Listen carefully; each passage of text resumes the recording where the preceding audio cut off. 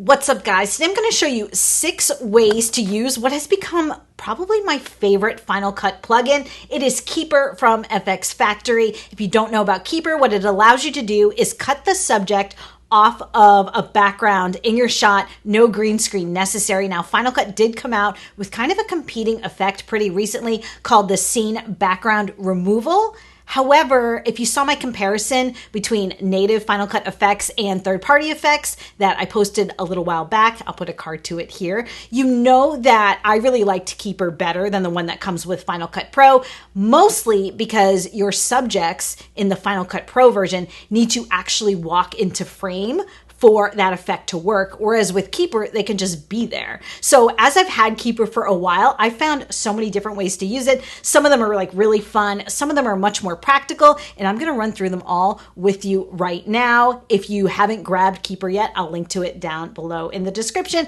All right, let's just dive right into it. My first shot here is of this gentleman swinging a golf club.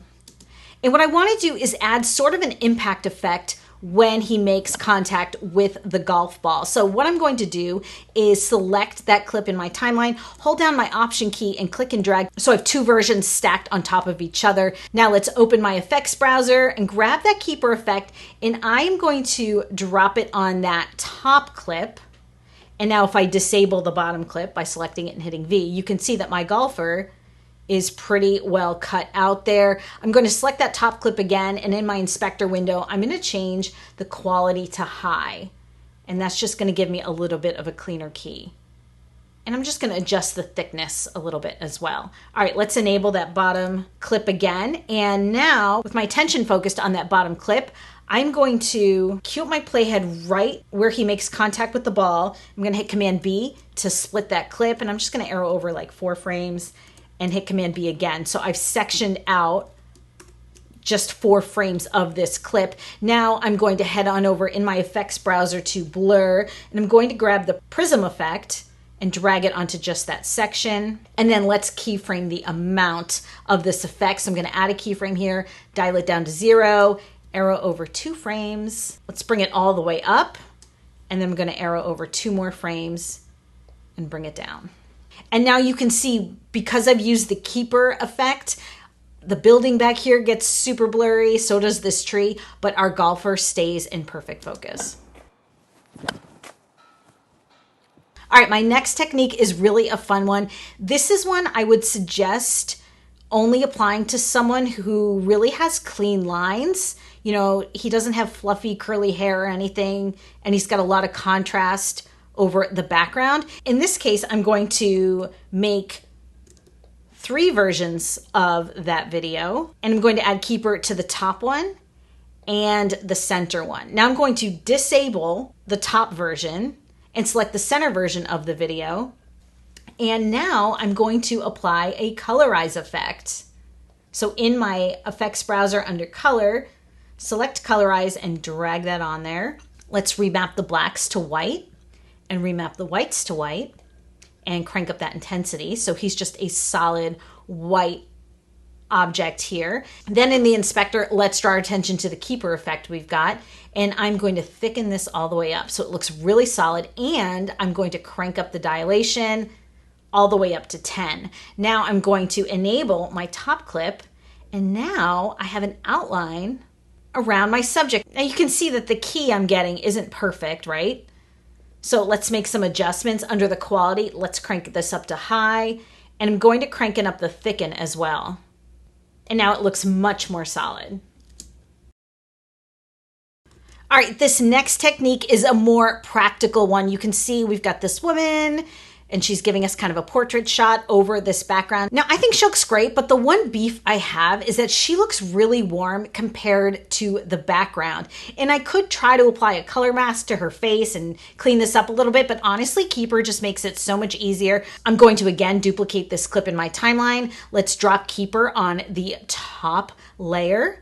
And so let me just disable this bottom clip so you can see, in fact, she is cut out. Now I'm gonna select that enabled clip, and I'm going to drop down and use the crop tools to isolate just her skin. So I'm going to go with this section of neck here. Let me open up my scopes And we can see with the skin indicator line that we're a little bit green there. So what I'm going to do is make some adjustments to my color correction plugin here. This is this white balance plugin that is so inexpensive. And honestly, I love this color correction tool. I love all of the sliders and everything in here. You see me use this all the time. I'll link to this down below too as well. So I think she needs to be a little pinker for her skin tone to look right. I'm gonna reset that crop. And yeah, now I think she looks much better. To show you a before and after, I can just disable this top clip. That's what she looked like before. And this is what she looks like now. And her skin tone is now totally in range. And I didn't have to worry about using a color mask because she does have a lot of variation in the lighting on her skin. This next effect allows you to reveal someone's name super from behind them in a portrait shot like this. So above this clip, I have a connected title with my subject's name, and I positioned it in my frame so that it's like over her body. So now what I'm going to do is once again duplicate that clip,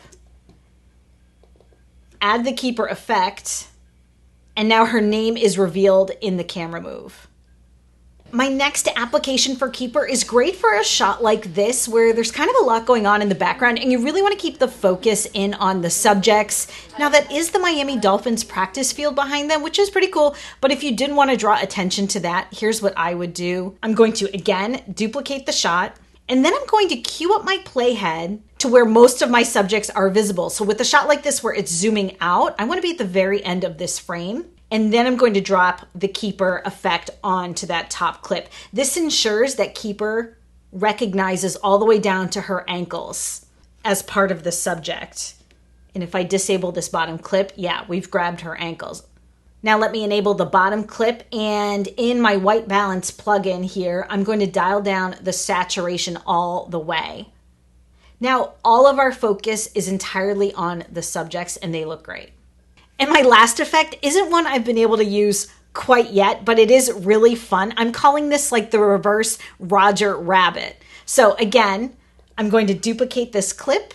I'm going to apply Keyper. I'm going to change the quality to high, so it's really focused on them. Let's enable that bottom clip again. And this time I'm going to apply the comic basic effect. This one comes with Final Cut. And now it looks like they're in a cartoon world, but they themselves are live action. In fact, I'm actually going to stack 2 of these comic basic effects onto my clip to really make it look affected. And if I really wanted to be extra about it, I could add some 3D text, add the comic basic effect to that as well, and motion track it to the scene, and then create all of that into a compound clip, and then blade speed the action.